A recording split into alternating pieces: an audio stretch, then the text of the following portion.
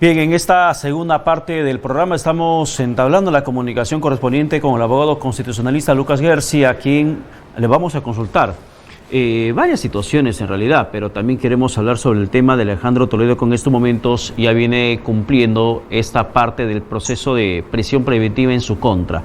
Doctor Gersi, ¿qué tal? Buenos días, bienvenido a Vez TV. Hola, ¿cómo está? Buenos días, le agradezco mucho por la invitación, siempre muy contento de verlo y un saludo a toda la audiencia. No, gracias por la deferencia con este programa y este medio de comunicación. Doctor Gersi, antes de pasar al tema Toledo, no quiero perder la coyuntura con el tema migrantes. ¿Usted encuentra positiva esta propuesta que tiene la presidenta Boluarte de una modificación a la Constitución para que las Fuerzas Armadas puedan intervenir, tomar control de las fronteras de nuestro país? A ver, yo creo que cuando nosotros hablamos del tema de los migrantes, tenemos que ser bien responsables y tenemos que evitar caer en la demagogia y en el populismo. Hay que acordarnos de varios temas. Primer tema, Venezuela hay una dictadura que produce una crisis humanitaria. Si no hubieran migrantes venezolanos en Perú, los venezolanos no podrían comer, porque Venezuela vive de las remesas que envían los venezolanos en el extranjero, entre ellos los que viven en el Perú.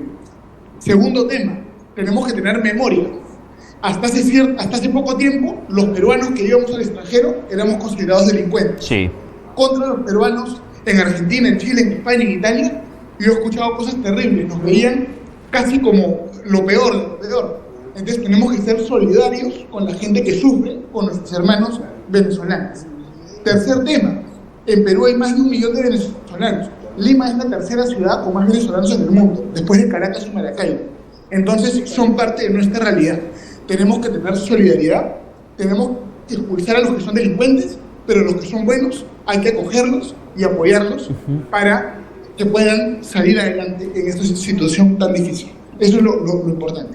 Ahora bien, la modificación constitucional que propone Dina Boluarte, yo creo que eso, la verdad, es una propuesta demagógica. Uno no requiere cambiar la Constitución para que los militares puedan apoyar la frontera. Lo único que se tiene que hacer es declarar el estado de emergencia y como consecuencia de esa declaración de estado de emergencia, los militares pueden apoyar en la frontera. No es necesario cambiar la Constitución para eso. Eso es solamente fuegos artificiales para obtener popularidad y engañar a la gente. Y apresar, doctor Gersi, y apresar, por ejemplo, a la gente, si estás en condición de ilegal, ¿termina siendo una violación constitucional de derechos humanos? A ver, si hay una persona que entra al país sin permiso, a esa persona se le puede prácticamente expulsar y regresar de vuelta a su país.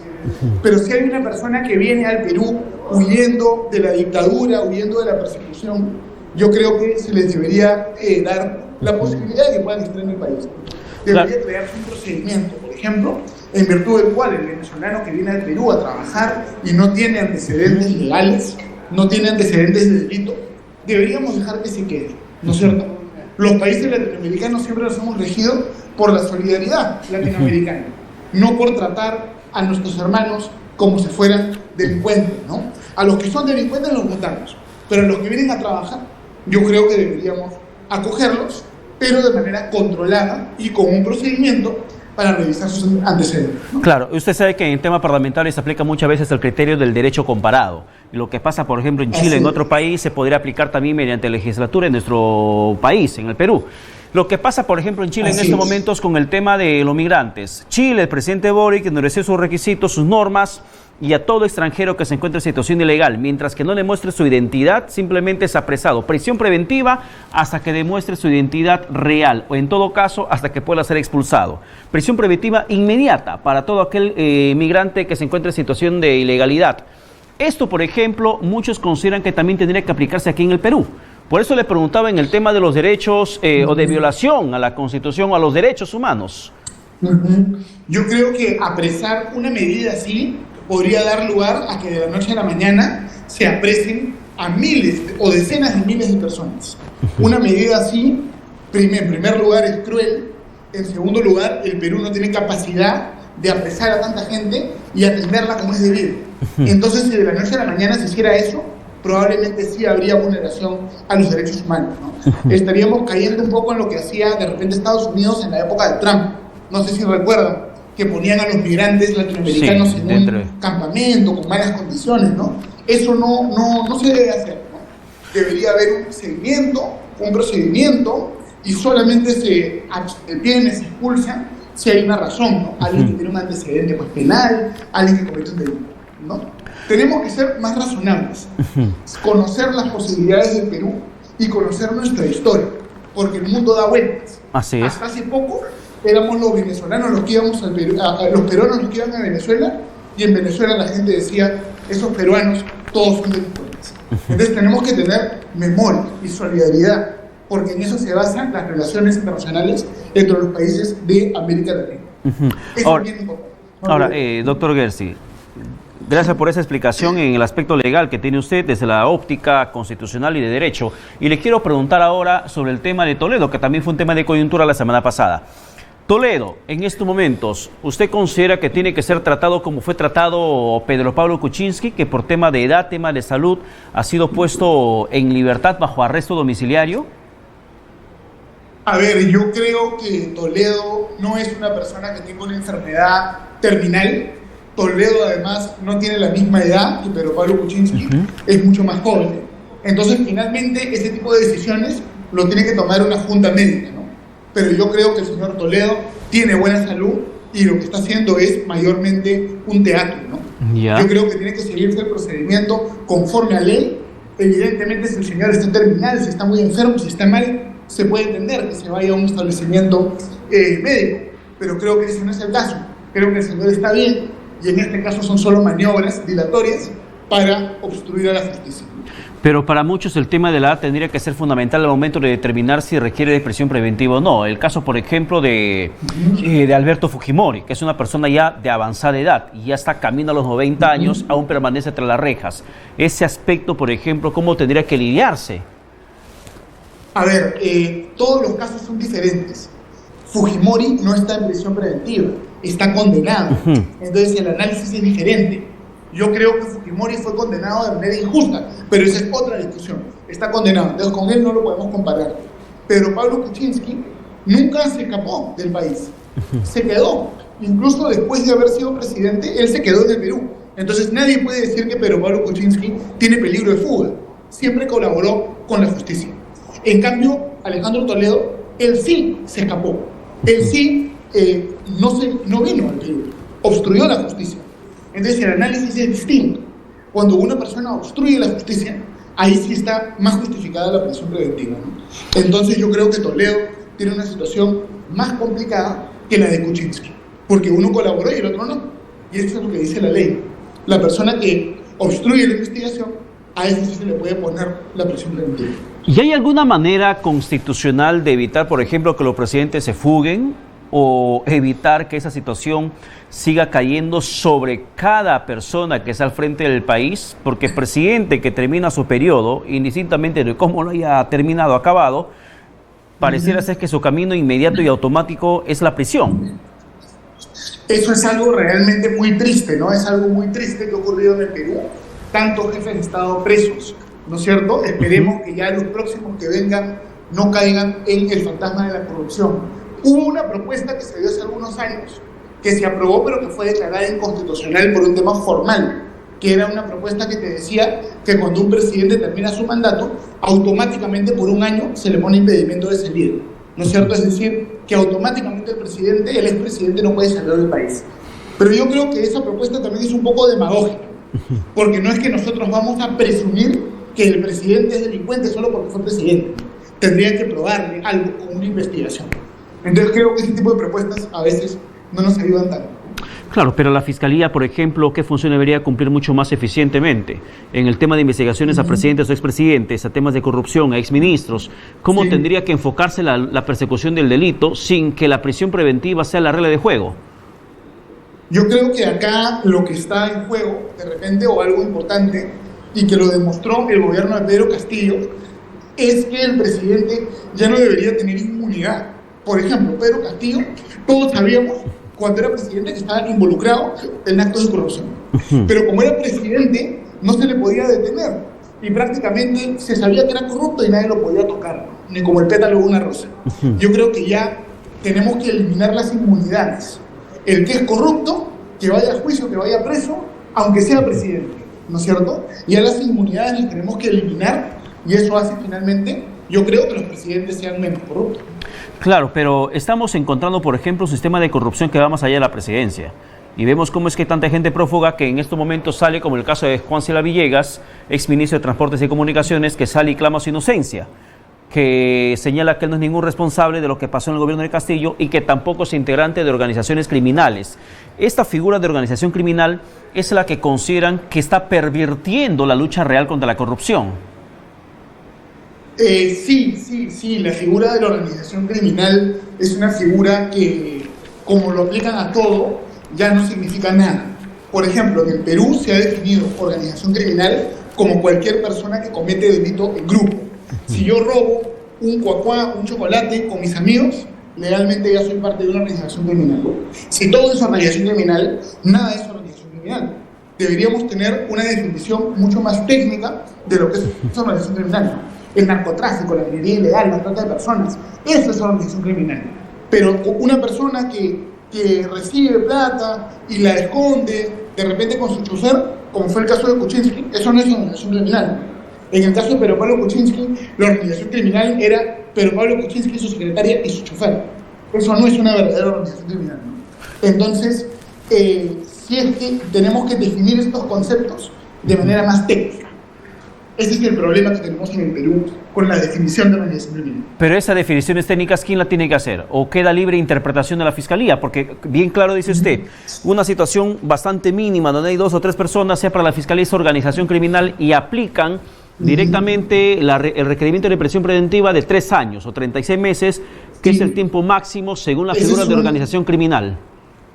Ese es un problema de la ley, eso es un problema del Código Penal. Eso lo podría corregir el Congreso a través de un proyecto de ley. Bueno, pero no lo van a hacer. Eso está bastante claro, no lo van a hacer porque termina siendo como un instrumento también de persecución política para sus opositores. En esa línea, doctor Guerci. Claro. Y pervierte el uso del lenguaje, ¿no? Totalmente. Así es, y en esa línea se insiste, en los días anteriores seguí escuchando de gente de la izquierda insistiendo que toda esa situación de los presidentes corruptos o tras las rejas, con prisión o con condena, es consecuencia de una constitución que permite la perversión del sistema público en el país y que la misma se tiene que acabar con una nueva constitución.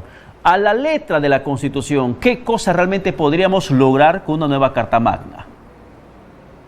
A ver, eso la verdad que es un argumento demagógico que no tiene ningún sustento, porque la Constitución no dice nada de la corrupción, y la corrupción puede haber con una Constitución o con otra Constitución, no depende de la Constitución. Tú en la Constitución puedes poner prohibida la corrupción y no por eso va a dejar de haber corrupción. La existencia de la corrupción tiene que ver con la forma como trabaja la policía, la forma como trabaja el Ministerio Público, tiene que ver con otros temas, ¿no? Entonces hay que tener cuidado con unos argumentos también muy simplistas. Claro, pero ¿algo podríamos hacer para acabar con esa situación? No hay ninguna solución fácil, no hay ninguna solución automática para el problema de la corrupción. Yo creo que si nosotros le quitamos la inmunidad al presidente, y si nosotros, digamos, tenemos un trabajo más profesional en la Fiscalía, y si aplicamos mejoras al sistema de obras públicas también, reformas a eso, podemos ir eliminando la corrupción. Por ejemplo, los concursos públicos los hace el Estado y los corruptos se infiltran en esos concursos. Lo que se podría hacer para que ya no haya corrupción es tercerizar el concurso, que el Estado le encargue a una empresa de reputación, como puede ser Ernst & Young, PricewaterhouseCoopers o una universidad, que una entidad externa haga el concurso, y la entidad externa ya no va a ser un concurso corrupto, por ejemplo.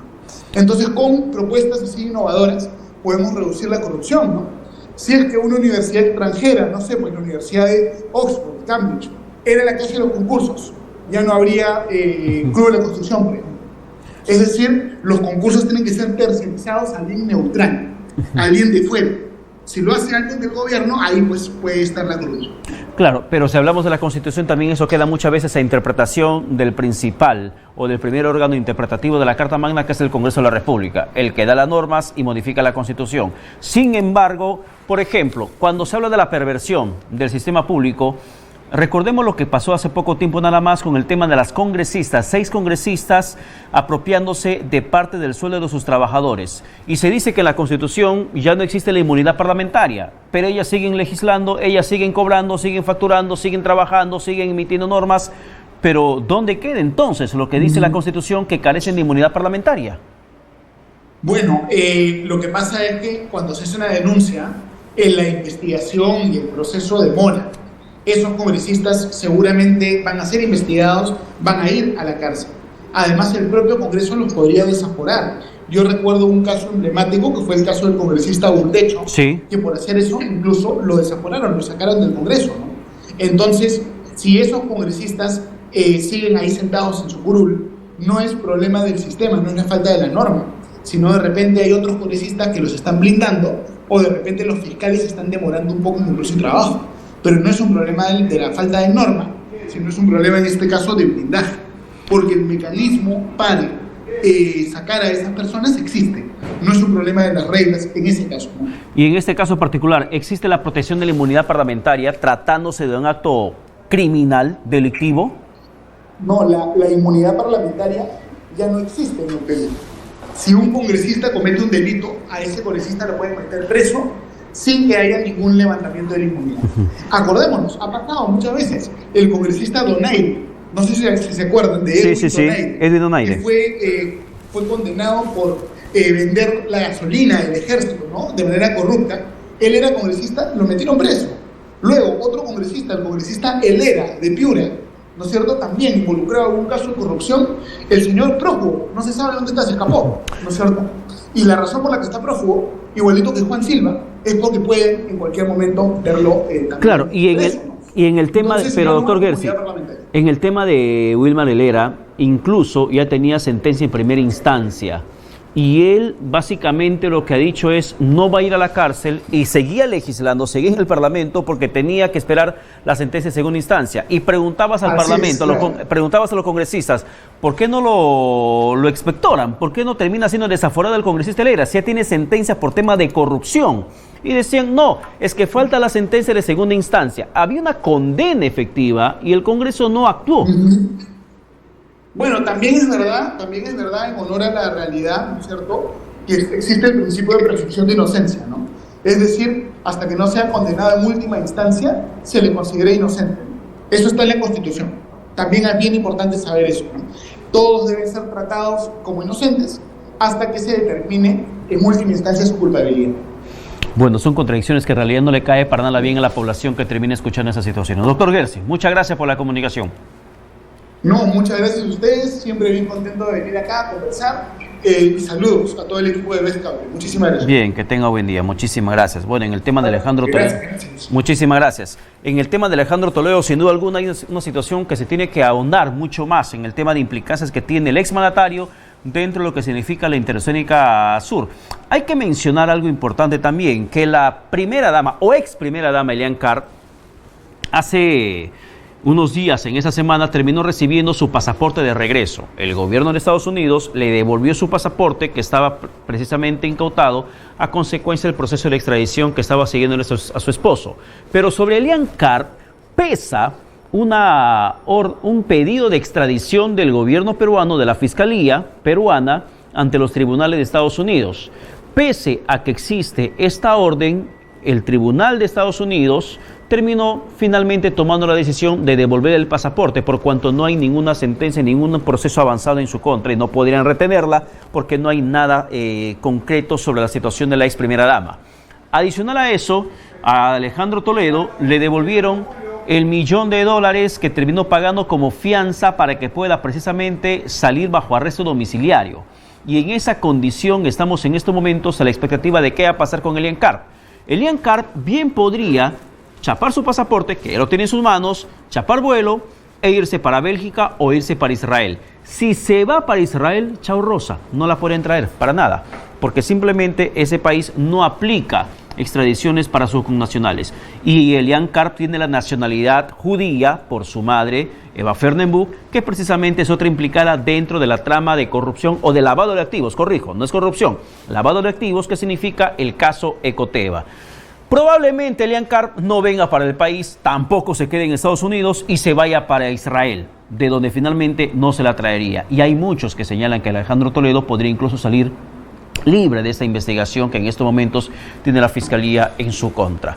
Nos vamos a la pausa. Tras el corte, como cada domingo, se quedan con Johan Ramírez en Presente y Futuro. Que tengan buen domingo.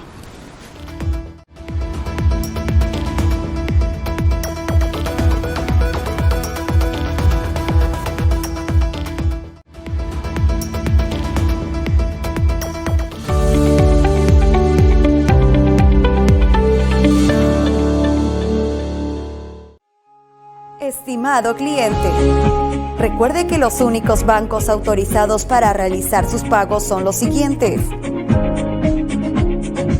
BCP, con el código 18190. BBVA, con el código 4160. O vía banca por internet, como entidad BES Cable Perú SAC. BES Cable, para todos. Este domingo en la Sazón de la Goma prepararemos un delicioso pollito a la norteña y lo verás vía BES Cable, Canal 3, BES TV.